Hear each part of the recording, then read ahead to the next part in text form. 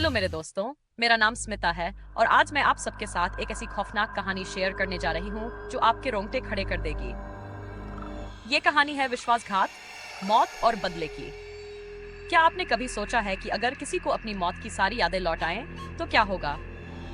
आज की ये कहानी आपके दिल की धड़कनें तेज कर देगी। तो ध्यान से सुनिए, क्योंकि हर शब्द में एक गहरा राज छुपा है। राजीव एक बेहद ईमानदार और सफल व्यापारी था। उसकी जिंदगी में हर चीज थी, पैसा, इज्जत और दोस्त। लेकिन उसकी जिंदगी का सबसे खास दोस्त था अमित, जो बचपन से उसका साथी रहा था। दोनों की दोस्ती इतनी गहरी थी कि लोग उन्हें भाई ही समझते थे। लेकिन कहते हैं ना, इंसान का असली चेहरा वक्त आने पर ही सामने आता है। एक दिन राजीव को अमित का फोन आता है। राजीव, जल्दी आ, बहुत जरूरी बात करनी है। राजीव ने कुछ सोचा भी नहीं और तुरंत अपनी कार में अमित के फार्म हाउस की ओर निकल पड़ा। उस रात आसमान में बादल घिरे हुए थे, बिजली कड़क रही थी और बारिश की बूंदें ऐसी लग रही थी जैसे कोई गहरी साजिश की आहट दे रही हो। जब राजीव फार्म हाउस पहुंचा तो अंदर का माहौल अजीब सा था। अमित ने राजीव का स्वागत किया, लेकिन उसकी आंखों में अजीब सी बेचैनी थी। राजीव ने हंसते हुए कहा, क्या हुआ भाई, इतनी जल्दी में क्यों बुलाया? अमित ने बिना कुछ कहे एक गिलास शराब उसकी ओर बढ़ाया और कहा, पहले पी, फिर बताता हूँ। राजीव को कुछ शक तो हुआ, लेकिन उसने अमित पर कभी शक नहीं किया था। जैसे ही राजीव ने गिलास होंठों से लगाया, उसे एक अजीब सा स्वाद महसूस हुआ। अचानक उसे घबराहट होने लगी और उसकी नजरें धुंधली हो गई। अमित ने ठंडी आवाज में कहा, मुझे माफ करना दोस्त, लेकिन ये जरूरी था। राजीव जमीन पर गिर गया। उसके कानों में सिर्फ एक ही आवाज गूंज रही थी, अपने सबसे भरोसेमंद दोस्त की धोखाधड़ी। उसकी आंखों के सामने अंधेरा छा गया और फिर सब कुछ खत्म हो गया।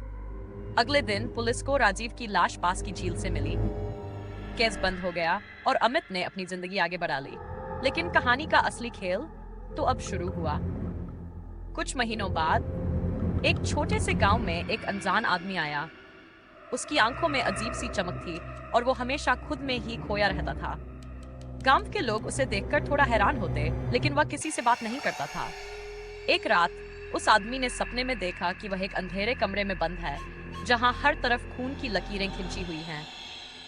तभी एक आवाज गूंजती है, तूने मुझे धोखा दिया, अब तेरा वक्त खत्म। वह आदमी चौंक कर उठ बैठा। उसकी सांसें तेज हो रही थी और तभी उसे याद आया, वह राजीव ही था जो अपने बदले की आग में जलकर वापस आया था। राजीव को धीरे धीरे अपने पुराने जीवन की सारी यादें वापस आने लगीं। उसे वो रात, वो चीखें और अमित का ठंडा चेहरा सब याद आ गया। अब उसके मन में एक ही बात थी, बदला। उसने अमित की तलाश शुरू की। वो शहर के हर कोने में गया, पुराने दोस्तों से मिला और हर वो सुराग ढूंढा जो उसे अमित तक पहुंचा सके।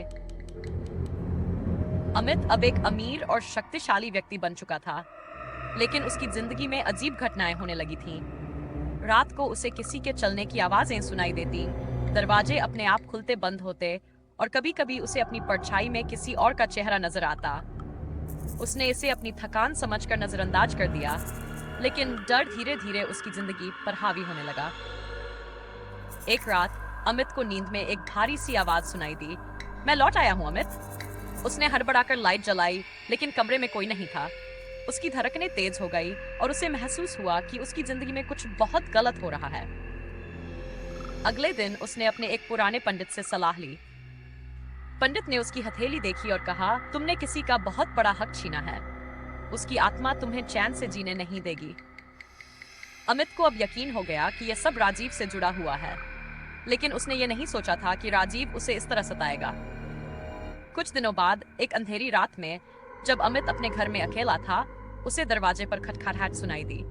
उसने दरवाजा खोला, पर वहां कोई नहीं था। अचानक से उसके पीछे से एक ठंडी हवा का झोंका आया और उसने सुना, मेरा बदला अभी बाकी है। अमित के चेहरे पर डर साफ दिख रहा था। उसने घर से बाहर निकलने की कोशिश की, लेकिन जैसे ही उसने गेट खोला, एक परछाई उसके सामने खड़ी थी, वही परछाई जिसे उसने मारा था। राजीव ने धीरे से कहा, तूने जो बोया था वही काटेगा, अब मैं तेरा हश्र देखने आया हूँ। अमित घुटनों पर गिर पड़ा और रोते हुए कहा, मुझे माफ कर दे, मुझे मजबूर किया गया था। राजीव के चेहरे पर एक अजीब सी मुस्कान थी। उसने कहा, अब सच बोलने का कोई फायदा नहीं, लेकिन तूने जो सच छुपाया है वो आज सबको पता चलेगा। और फिर एक तेज चीख ने पूरे घर को हिला दिया। अगली सुबह लोग जब अमित के घर पहुंचे तो देखा कि वह बेहोश पड़ा था और उसके चारों ओर अजीब सी निशानियां बनी हुई थी। लोग समझ नहीं पाए कि ये सब क्या था, लेकिन अमित जानता था कि उसका वक्त अब खत्म हो चुका है। दोस्तों, कभी भी बदला केवल खून खराबे से नहीं लिया जाता, बल्कि डर और पछतावे से भी लिया जा सकता है। इस कहानी ने हमें यह सिखाया कि गलतियां कभी छुपाई नहीं जा सकती और हर कर्म का हिसाब जरूर होता है। अगर इस कहानी ने आपकी धड़कनें बढ़ा दी तो लाइक करें, कमेंट करें और इस कहानी को अपने दोस्तों के साथ शेयर करें।